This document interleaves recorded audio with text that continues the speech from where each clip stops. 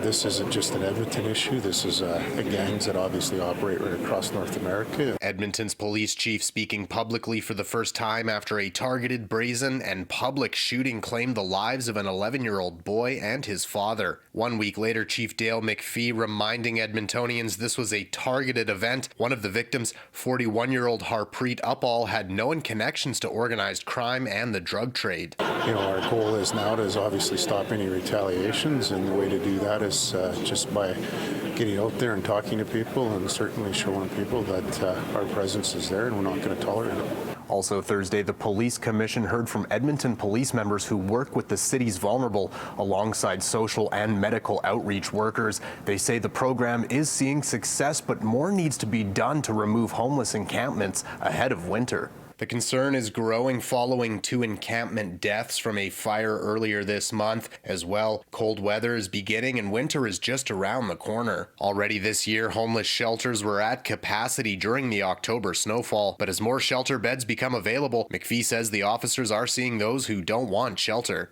If people aren't going to go there when you've got a high percentage of people in encampments, some are saying 85 to 90%. That's just anecdotal through the frontline people, not just in policing but other services.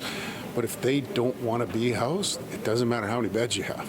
So, it takes a different approach, and that approach is the relationship, the partnerships, the packs, the helps. But the Healthy Streets Operations Center, a program centered in Edmonton's core, pairing police officers with social and medical workers to help Edmonton's houseless population, say they have seen a decrease in violent crime in the area they patrol this year, as well as nearly 400 deferred ambulance calls. The chief stressing there is a lot of policing issues to deal with in encampments. Housing's not a criminogenic factor. We've said that for years. I had to file in government before. Doesn't mean housing's not important. I want to be very careful. But we need to deal with the criminogenic factor. We need to get the fact that we need to deal with the addictions piece of this and the transition, which is basically the stabilization. And a lot of those things are in place now. What we really need to do is take action and say we're not going to do the same things anymore. Already this year, there have been 14,000 encampment complaints. Reporting from Edmonton, Darcy Ropchan, City News.